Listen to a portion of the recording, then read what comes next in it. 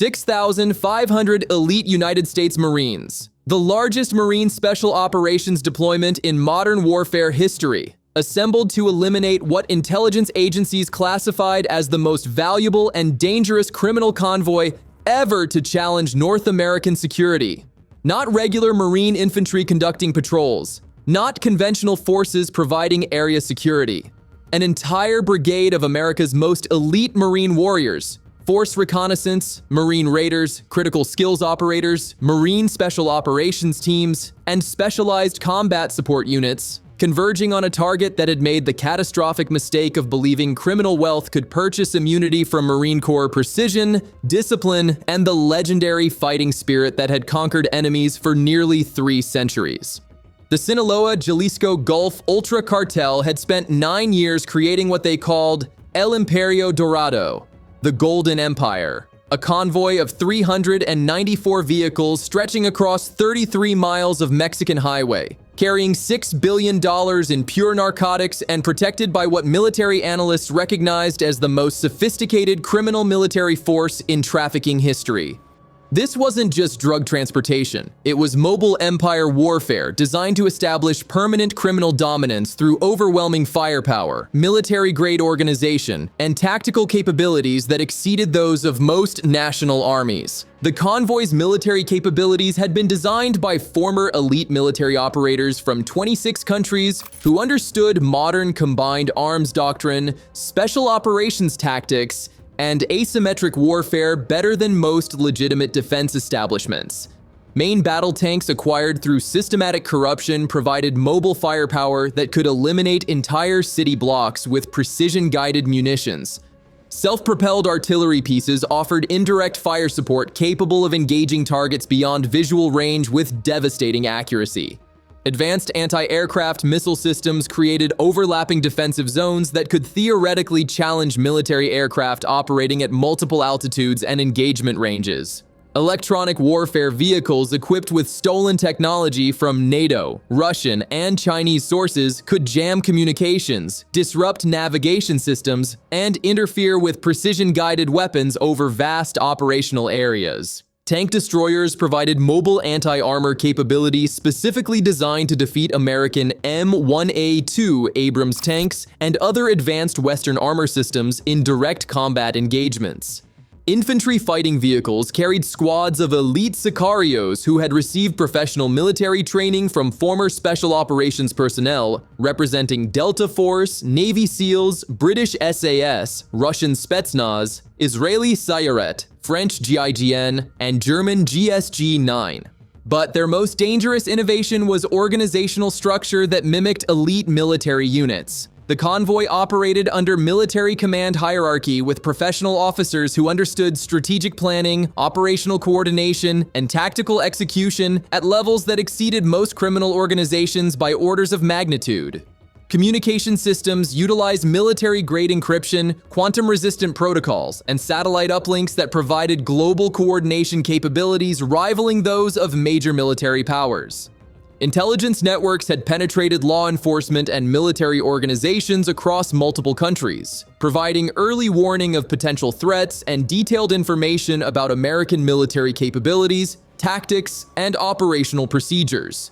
Counterintelligence operations had eliminated dozens of informants and compromised multiple law enforcement investigations through systematic identification and elimination of security threats. The cartel had essentially created a mobile military force whose capabilities exceeded those of most national armies, operated by professional military personnel using advanced equipment and tactics, supported by logistics networks that could sustain extended combat operations against conventional military forces. Every aspect of their operation had been planned and executed by former elite military officers who understood warfare at strategic, operational, and tactical levels. They moved in broad daylight, displaying military insignia and broadcasting their presence through social media platforms with professionally produced propaganda videos that rivaled those of nation-states. Radio frequencies carried direct threats to American military forces, Mexican government officials, and law enforcement agencies throughout North America. The psychological warfare campaign was designed to intimidate opponents and demonstrate that the cartel possessed military capabilities sufficient to challenge governmental authority directly. The convoy believed their combination of overwhelming firepower, professional military leadership, advanced equipment, and sophisticated organization made them the equal of any force on Earth, including elite American military units with decades of combat experience and institutional military development. They had successfully defeated Mexican military forces, overwhelmed regional law enforcement agencies, and intimidated rival criminal organizations with displays of military superiority that had never been challenged by opponents possessing superior capabilities.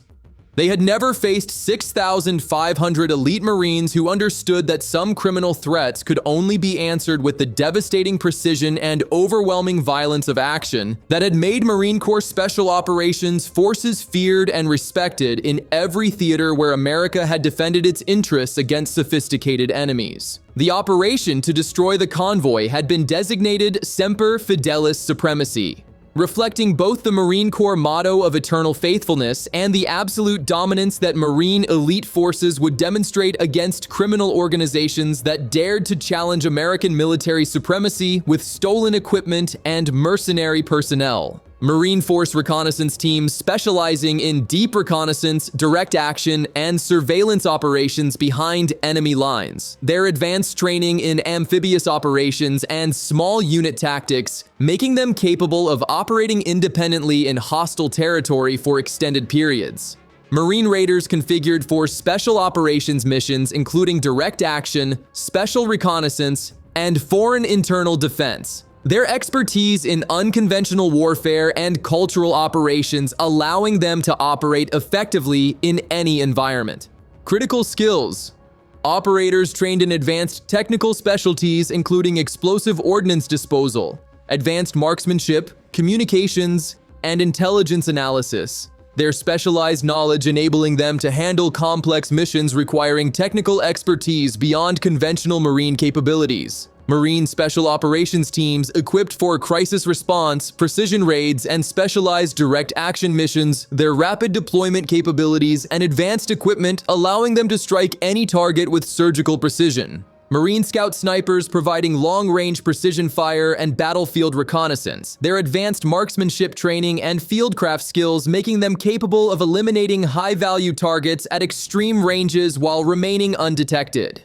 Marine combat engineers specializing in demolitions, obstacle reduction, and battlefield preparation. Their expertise in explosives and construction allowing them to shape the battlefield to maximize tactical advantages. Marine aviation assets including AH-1Z Viper attack helicopters, UH-1Y Venom utility helicopters, and specialized insertion platforms operated by Marine pilots trained in special operations support. Their advanced aviation capabilities providing elite ground forces with precision fire support, rapid transportation, and emergency extraction under any conditions.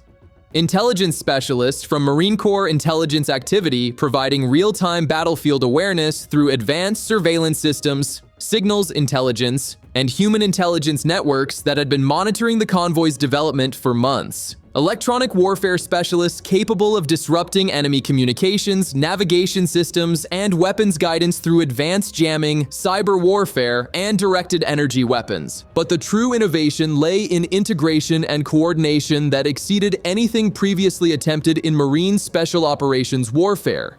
Each Marine, from Lance Corporal to Colonel, had been assigned specific objectives based on months of intelligence gathering conducted by multiple agencies working in unprecedented cooperation with Marine Corps intelligence. Primary targets, secondary objectives, contingency missions, and backup plans.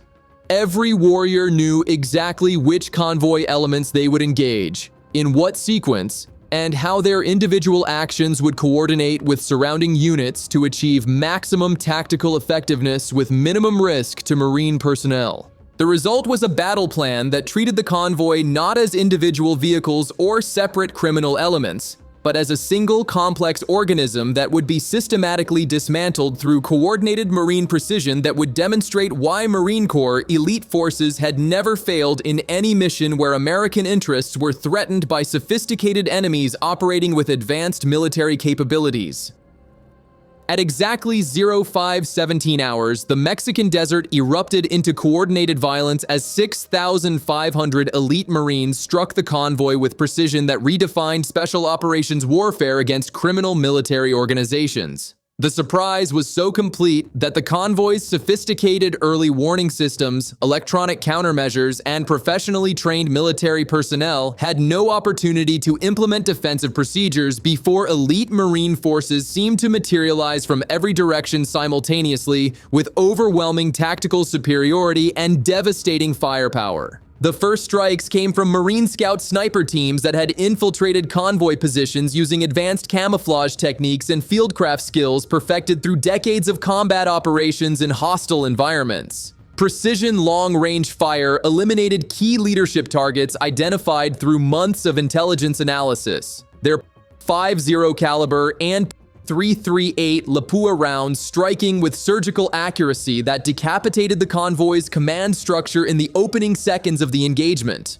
Simultaneously, Marine combat engineers detonated precisely placed explosive devices that had been emplaced by force reconnaissance teams during weeks of covert surveillance operations. Command vehicles, communication nodes, ammunition storage areas, and fuel supplies exploded in coordinated blasts that shattered the convoy's organizational cohesion and eliminated their ability to coordinate defensive responses against the overwhelming Marine assault. But this was merely the opening phase of a multi-pronged elite Marine assault that would be studied by military special operations schools worldwide as the definitive demonstration of Marine Corps superiority against conventional criminal military forces, regardless of their sophistication, equipment quality, or professional military leadership. From concealed positions throughout the engagement area where the convoy had been channeled through terrain analysis and route prediction conducted by Marine intelligence specialists, teams of Force Reconnaissance Marines emerged with weapons and equipment specifically chosen for maximum effectiveness against convoy targets based on detailed analysis of their armor protection,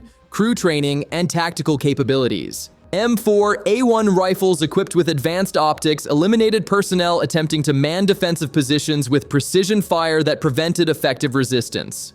M32 grenade launchers destroyed lightly armored vehicles and personnel concentrations with high explosive rounds. FGM-148 Javelin anti-tank missiles eliminated main battle tanks and heavy armored vehicles that had survived initial demolitions. Their fire-and-forget guidance systems ensuring target destruction regardless of crew competence or vehicle protection levels. Marine raiders positioned on elevated terrain that provided commanding fields of fire over the entire convoy route opened coordinated attacks using advanced tactics and specialized equipment that demonstrated the fundamental difference between professional Marine training and criminal military organization. Squad automatic weapons delivered sustained suppressive fire that prevented convoy personnel from establishing effective defensive positions. Precision marksmen eliminated high-value targets with shots that were invisible until their objectives were accomplished.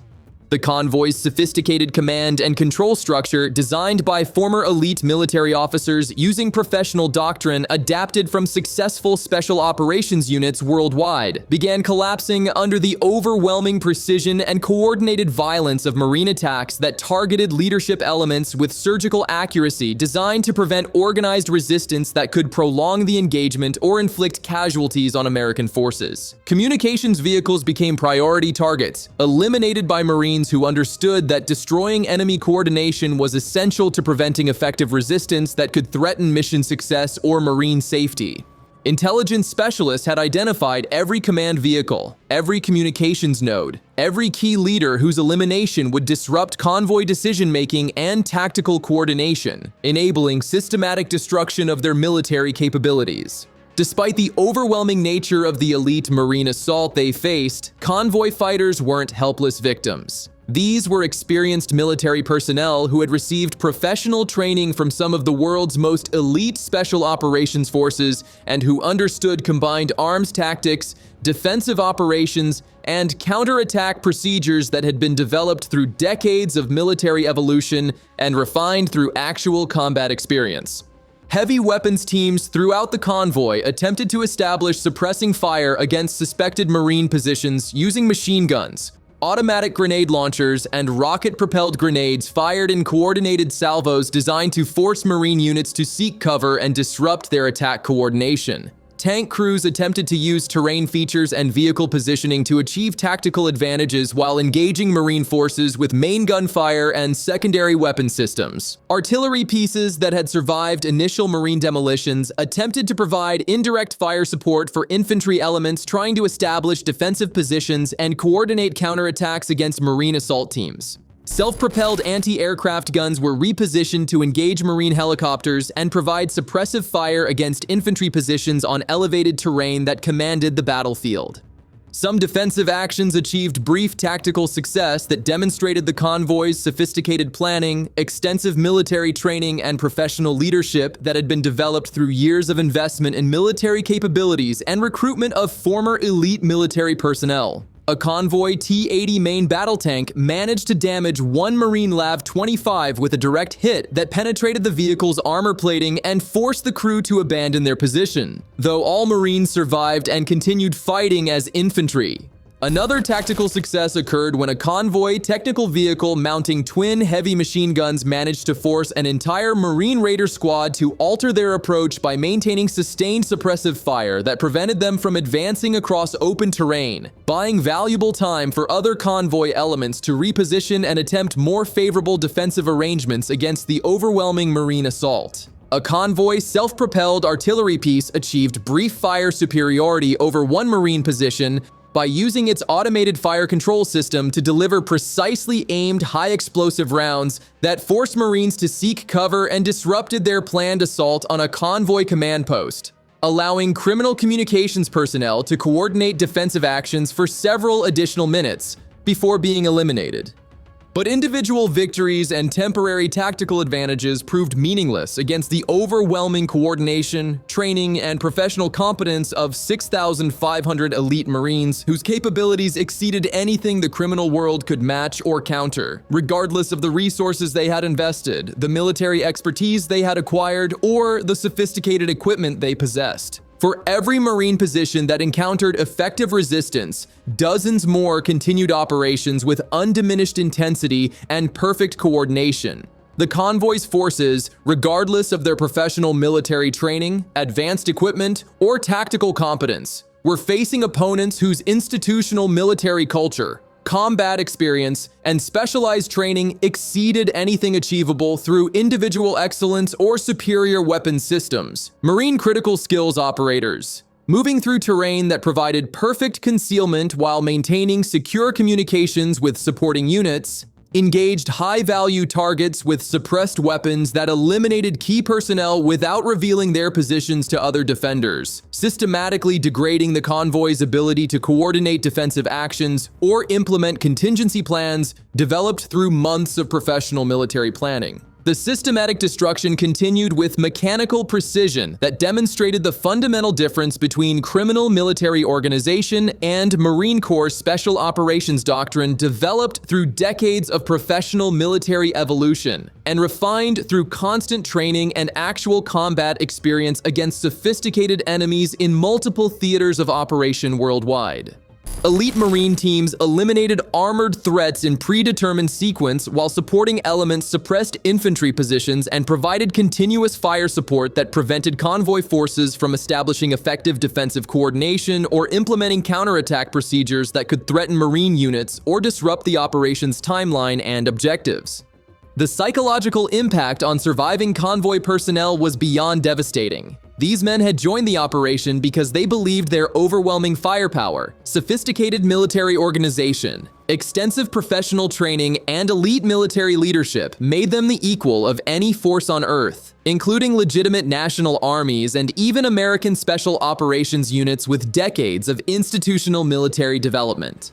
Now they were trapped in a kill zone with enemies whose capabilities exceeded their worst nightmares. Watching their mechanized empire being systematically dismantled by opponents who moved with coordination and precision that seemed almost supernatural in its effectiveness and ruthless efficiency. Air defense systems they had trusted to protect them from aerial attack were eliminated in minutes by marine demolitions and precision fire they never detected until the weapon systems were already destroyed. Heavy weapons they had believed would deter any conventional military attack proved useless against enemies who attacked from every direction simultaneously, with weapons specifically designed to defeat the exact types of armor and fortifications the convoy possessed. Communication systems that were supposed to coordinate their defense had been systematically targeted and destroyed by opponents who possessed better intelligence about convoy capabilities than some of the convoy's own commanders. Even their carefully planned escape routes were being systematically blocked by Marine teams positioned at strategic locations throughout the operational area with perfect knowledge of terrain features and convoy contingency planning developed through months of professional military analysis.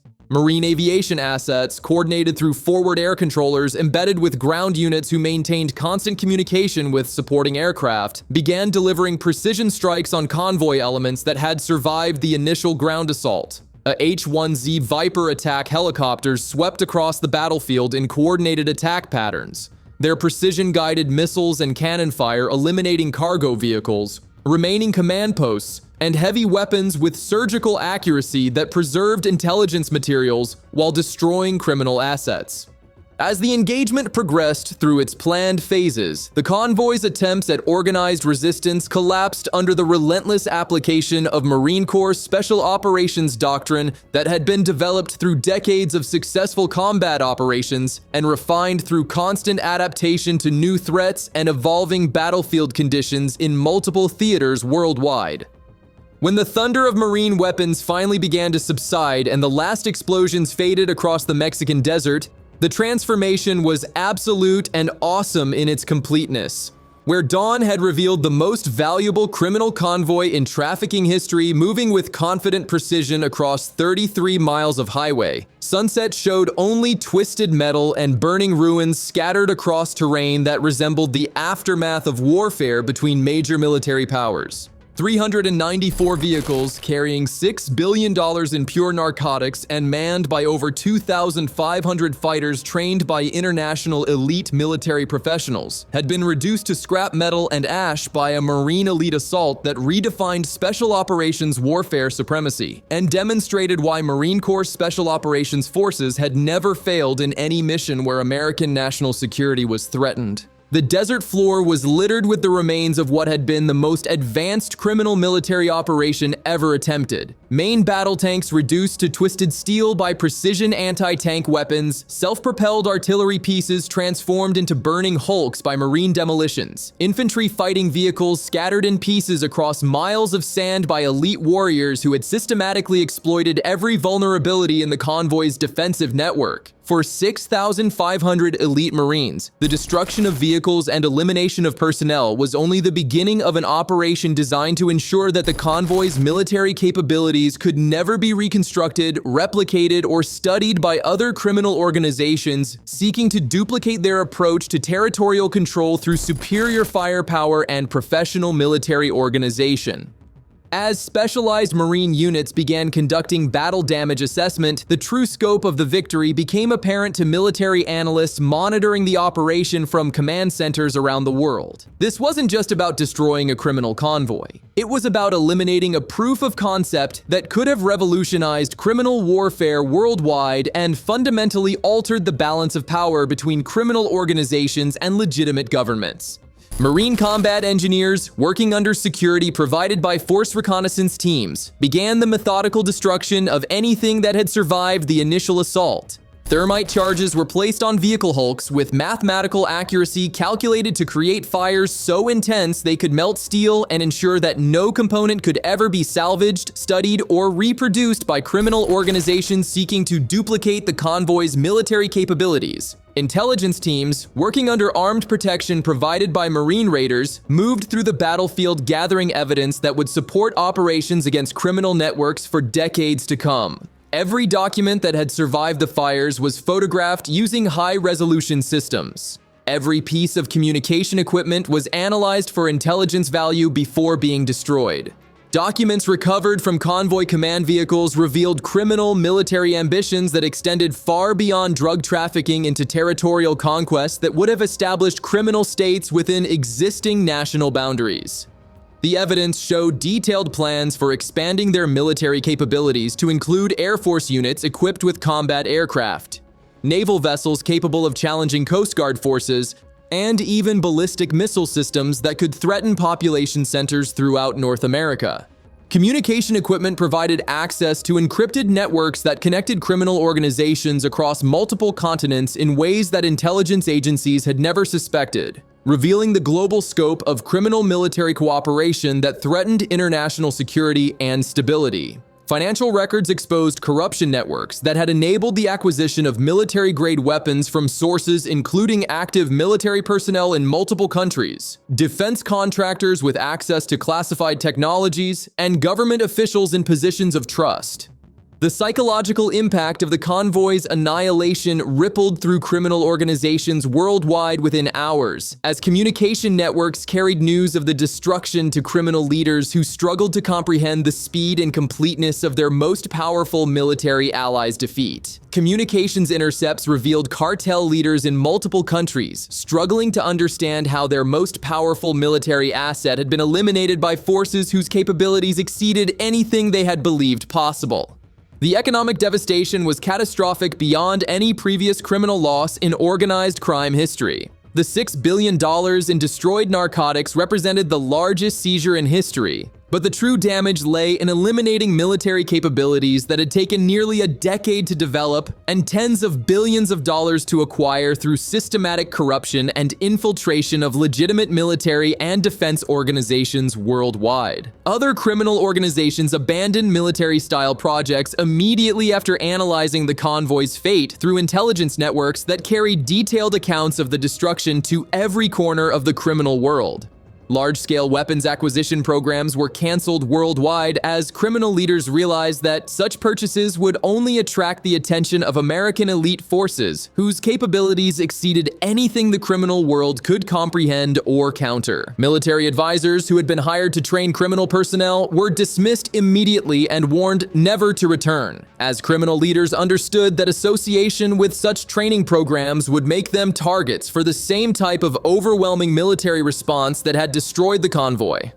6,500 elite Marines had delivered an unmistakable message written in precision fire, coordinated violence, and overwhelming tactical superiority that would resonate through criminal organizations for generations. There is no criminal army too powerful, no territorial ambition too grand, no military capability too sophisticated to survive when it challenges the United States Marine Corps elite forces and threatens American communities, national security, or international stability. The convoy that was supposed to establish criminal military supremacy had been eliminated permanently and completely. The criminal empire that was supposed to challenge governmental authority had been crushed so thoroughly that its very existence would be questioned by future criminal historians who would struggle to believe that any organization had ever possessed such capabilities or been foolish enough to challenge Marine Corps elite operations. The most valuable criminal convoy in history was annihilated in a demonstration of Marine Corps elite warfare that exceeded anything previously seen in operations against organized crime. Their military dreams were buried beneath tons of twisted steel in the Mexican desert, creating a monument to the futility of challenging American military supremacy and the devastating effectiveness of Marine Corps Special Operations Forces. And the lesson was eternal, carved into the desert floor in letters of burning steel and scattered debris that would remain visible for decades. Those who mistake criminal military organization for professional military capability, who confuse stolen equipment with tactical superiority, who believe mercenary personnel can match the training, coordination, and fighting spirit of United States Marines will face destruction that exceeds their worst nightmares and demonstrates why the Corps has never lost a battle in over 2 centuries of faithful service to America. Semper Fidelis, always faithful, always victorious, always lethal when America's enemies dare to challenge the few, the proud, the Marines.